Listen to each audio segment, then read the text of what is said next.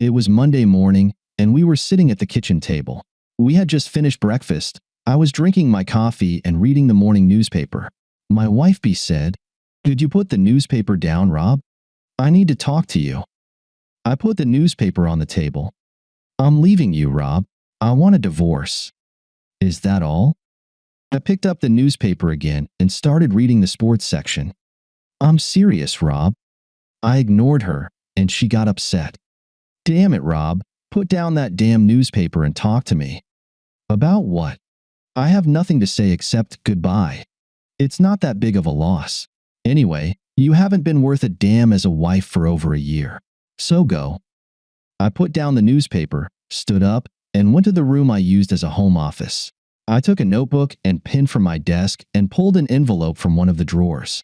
I returned to the kitchen table, sat down, and on the top sheet of the notebook, I wrote, "Tom, thank you, thank you, thank you, and thank God she is leaving me."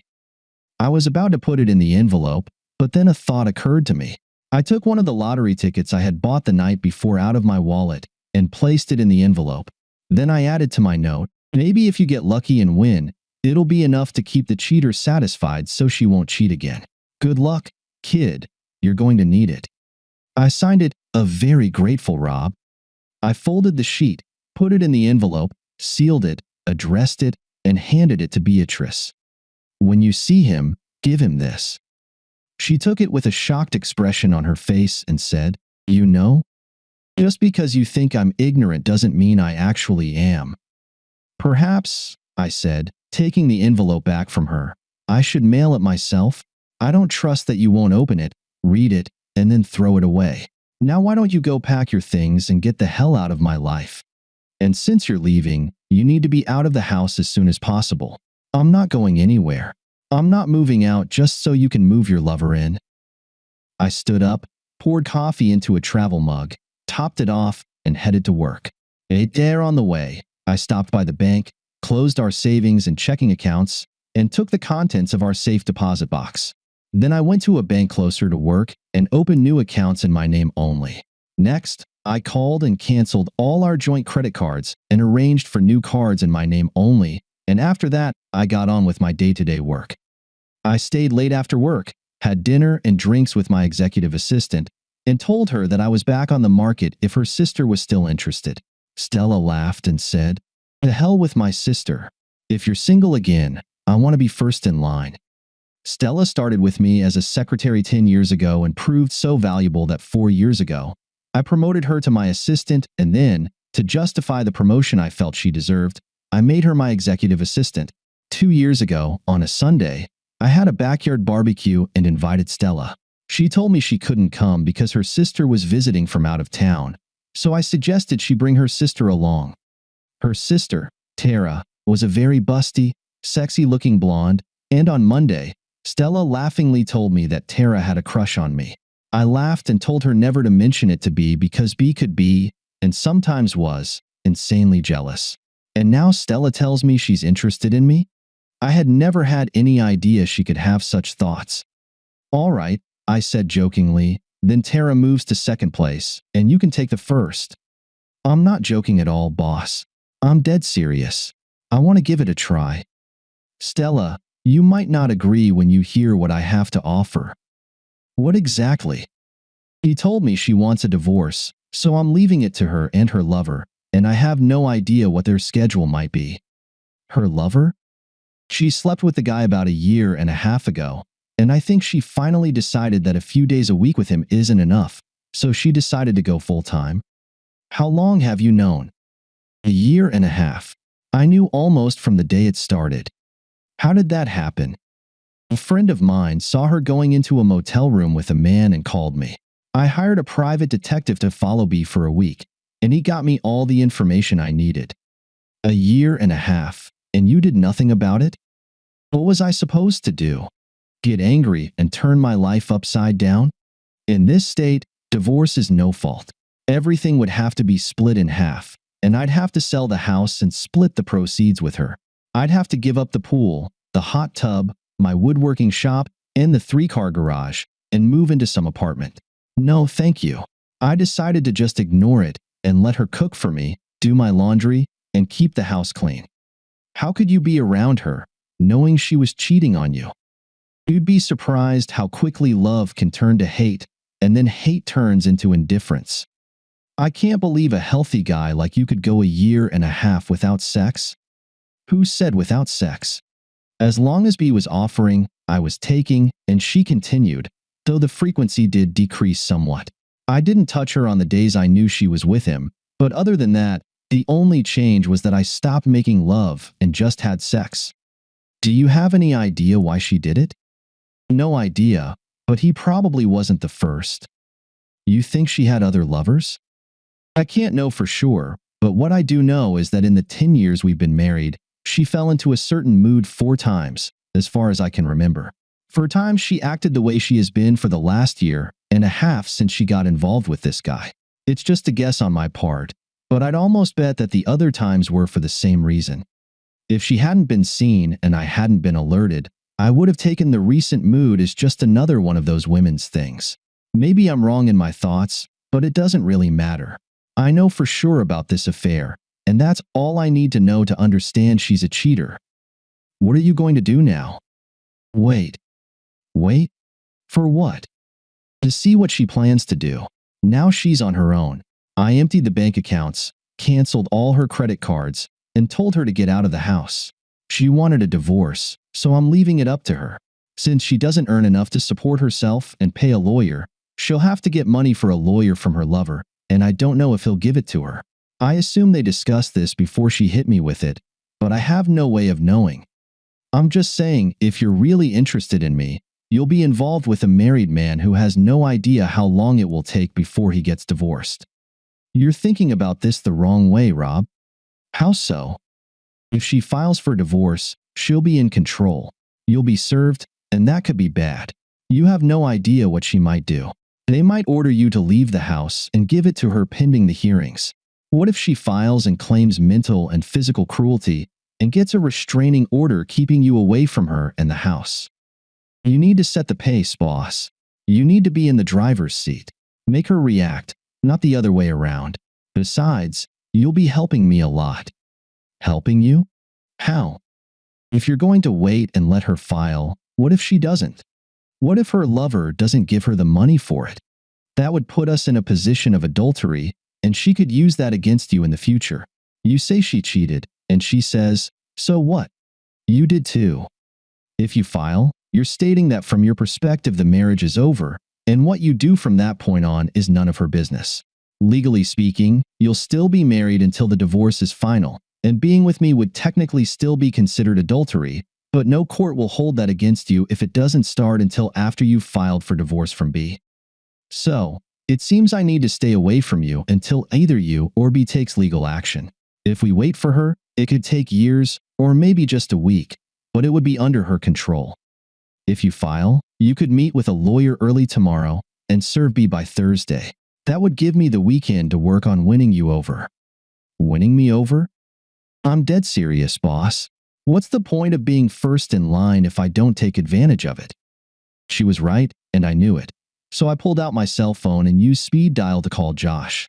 Josh and I had been friends since 3rd grade, and Josh was a lawyer who practiced family law. Family law was a polite term for divorce law.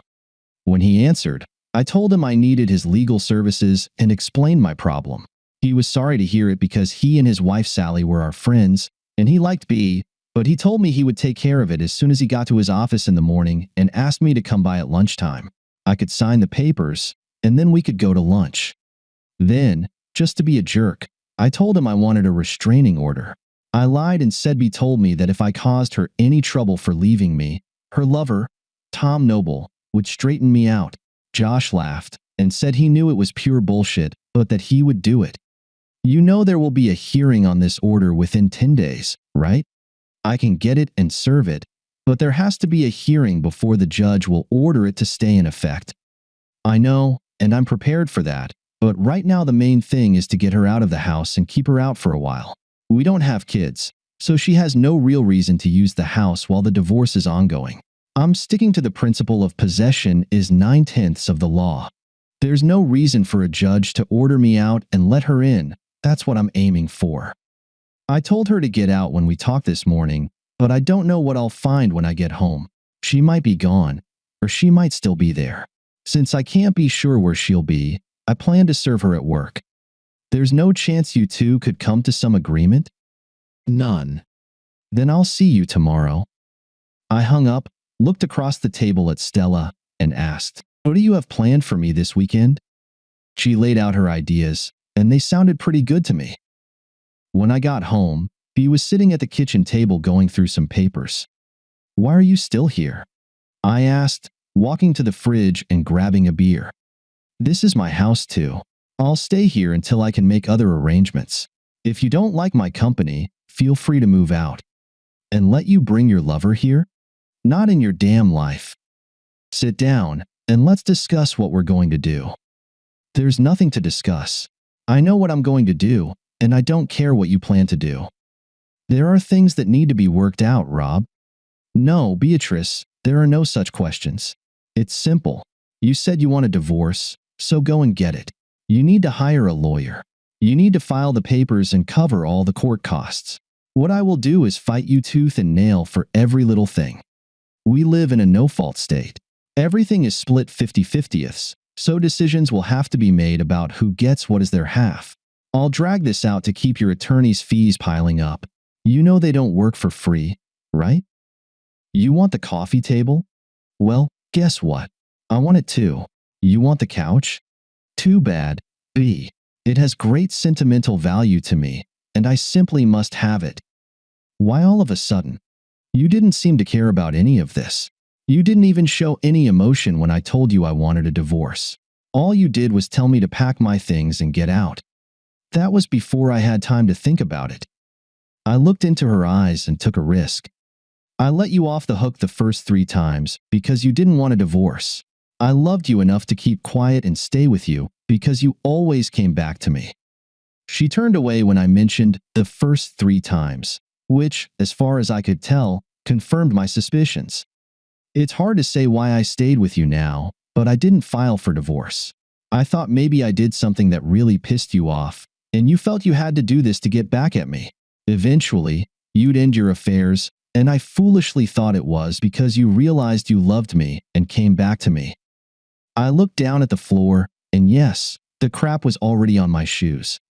I thought this thing with Noble was just a repeat of the previous times, but now I see I was wrong.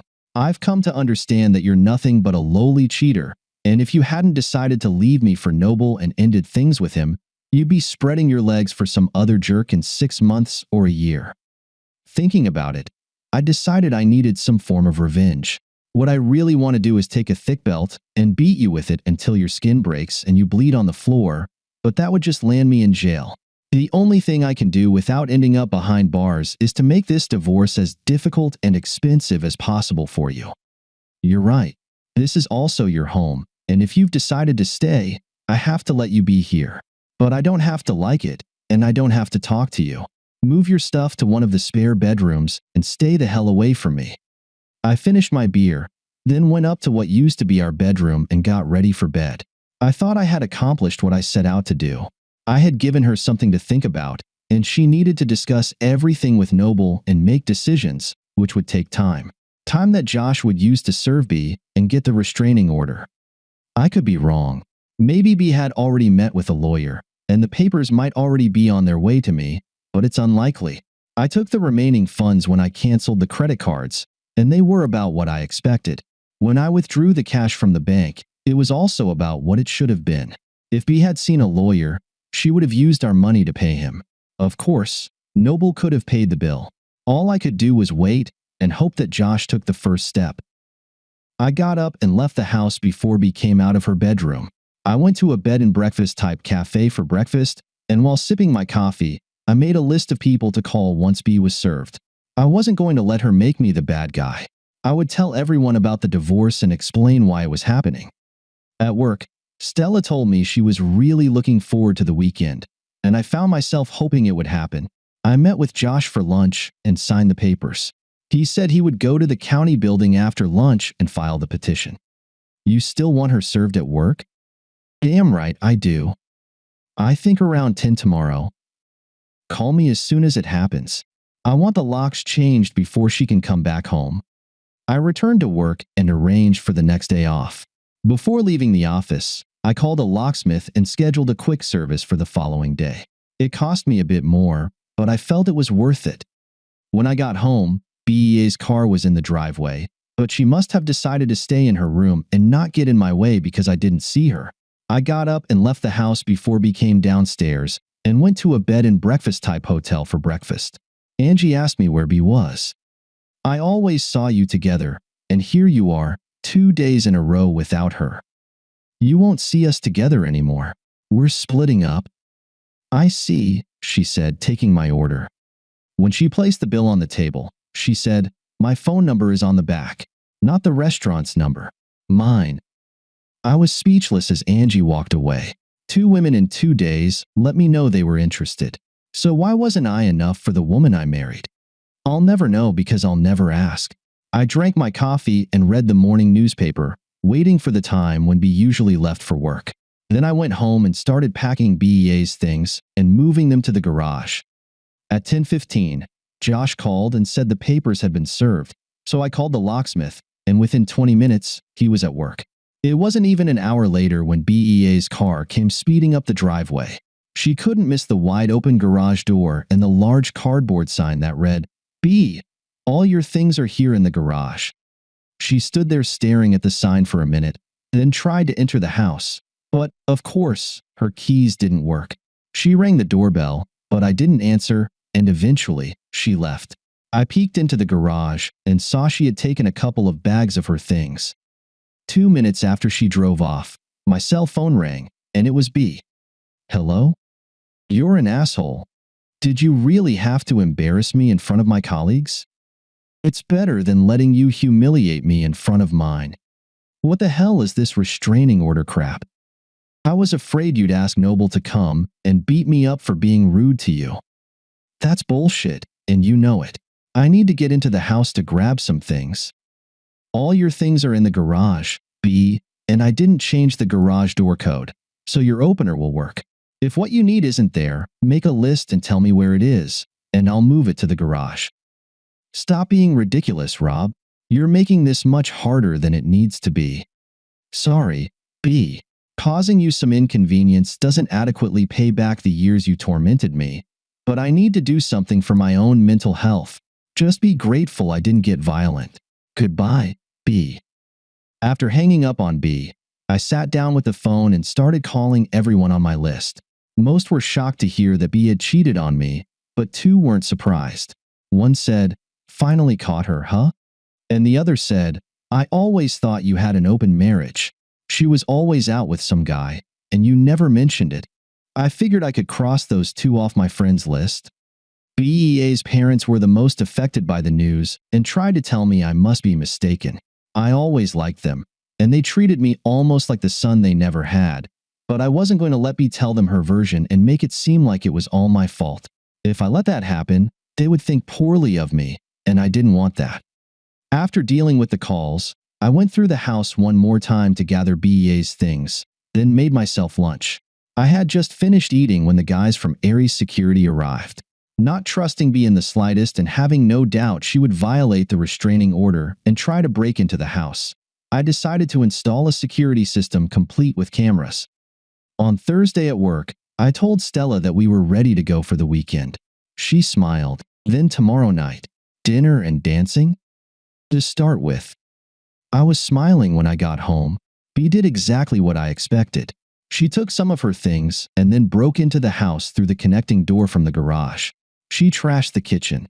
Plates and glasses were smashed all over the floor, and in the living room, she broke several lamps. The cameras captured everything. What made me smile was the sight of her pulling all my clothes out of the closet, piling them on the floor, and then squatting over them and urinating on them. All of this was recorded, showing not only that she violated the restraining order but also acted maliciously and destructively. Evidence I could use at the restraining order hearing. I called Josh, and he contacted the police. The police arrived, took a report, and snapped some photos. The next day, B was arrested at work and taken to jail. She was fingerprinted, photographed, and brought before a judge. She was charged with violating the restraining order and willful destruction of private property. The judge set a hearing date and released B on her own recognizance. Honestly, I was surprised it went that far. My date with Stella was fun, and we scheduled a second date for Saturday. It also went well, and on Sunday, we went on a picnic together. On Monday, there was a hearing for the restraining order.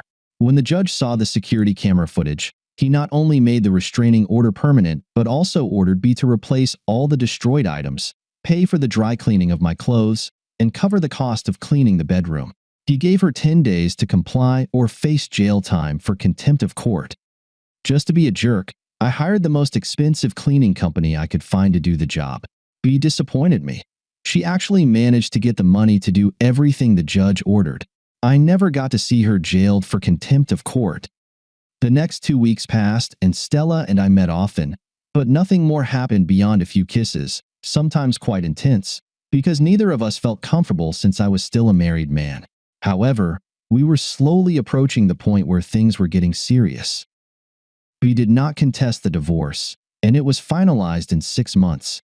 It was a standard no-fault divorce, with everything split equally. I refinanced the house and bought out BEA's share. I had been saving money in a separate account for an unexpected round-the-world trip to celebrate our anniversary, and since she didn't know about it, I didn't give her a cent. She also didn't know about the last 2 certificates of deposit I had placed in the safe. I bought them with my last 2 bonus checks. I had one more small victory. B was awarded alimony for 2 years, or until she remarried, but it was set at only $100 a week instead of the $500 she had tried to get. This was unexpected, and Josh told me it was because we were very lucky with the judges assigned to my cases. The judge who presided over the restraining order hearing and the judge who oversaw the divorce were not only cousins who apparently discussed their cases, but also both had cheating wives in the past. Neither believed that an innocent husband should be punished for the behavior of a cheating wife, and while they followed the law, they didn't go a step further than required. Whatever B had with Noble, it obviously wasn't that great because 7 months after the divorce was finalized, she was living with her parents. 8 months after the divorce was finalized, I was sitting in a bar at the Hilton, drinking a beer and having a steak sandwich for lunch when someone sat on the stool next to me and asked, "Can I buy you a beer?" I looked over and saw my ex-wife's former lover. "I want to have a word with you," he said. Out of curiosity, I invited him to go ahead, and he waved to Agnes and ordered us both a beer. She brought them, and he took a sip, set the glass on the bar, and stared at it for a few seconds before starting to peel the label off the bottle. When a small pile of label bits had grown in front of him, he said, "I didn't mean to screw things up for you." Still not looking up from the bottle, he continued, "The night I met her, she wasn't wearing any wedding rings, so I had no idea she was married, and she definitely wasn't acting like a married woman. She was at Bud's bar with a group of girls she worked with, and I asked her to dance, and she agreed. I bought her a drink, and she invited me to sit with her and the other girls. I danced with her 3 more times and asked her out, and she agreed. I fell head over heels for her, and within a month, we were having sex whenever we could get together. At first, we had to use motels because I shared an apartment with 2 roommates, and one of them was always around. We couldn't use her place because she said she lived with her disabled mother. That was also why we couldn't see each other more often. She supposedly had to take care of her mother and could only go out when someone else was available to look after dear old mom. I finally got my own apartment, so we didn't need to use motels anymore. Although our meetings were irregular, I fell in love with her and was planning to ask her to marry me. I was going to buy a house big enough for us and her mother, but before I could propose, a guy I knew asked me why I was sleeping with a cheating. I was ready to beat him up when he told me that B was married and cheating on her husband, and that it wasn't the first time. It seems that 2 years before, she had cheated on you with his brother. When his brother found out she was married, he broke up with her. I found it hard to believe, but then I got your letter. I sat on it for a week, then confronted her, and she broke down in tears. She claimed she didn't love you, that you were an abusive drunk who beat her physically and tormented her emotionally. She said she hated you but was afraid to leave because you told her that if she ever did, you would track her down and kill her and anyone she was with. By that time, I had done some checking and realized she was lying, and all thoughts of marrying her vanished. But she was good in bed, and since you had kicked her out, I let her move in with me. As long as she was willing to sleep with me, everything was fine. But when the divorce was finalized and she started talking about marriage, I ended it. My parents split up because my mom cheated on my dad. She got custody of me and later remarried, but then she was caught cheating on her second husband. She married a third time and cheated again. I firmly believe in the saying, once a cheater, always a cheater, and I told B that. I told her that as long as she was okay with a friends with benefits relationship, we were fine, but nothing more. About 3 weeks after that, I came home from work and she was gone.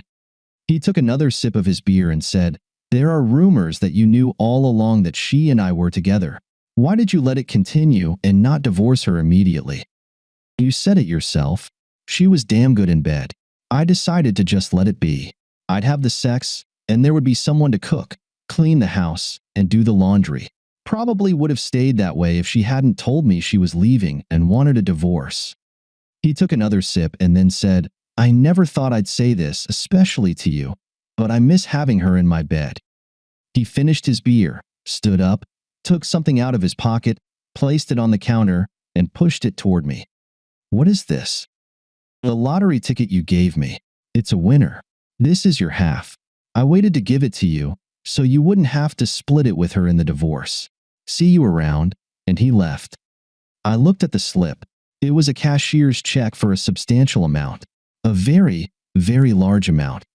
When I returned to the office, Jan, my assistant, said, "You look like the cat that just ate the canary. Was lunch that good?" Lunch was impressive. Oh, right. Jean, my assistant. Stella no longer worked for me. At least not in the office. She was home, painting the room that would become the nursery when the twins arrived.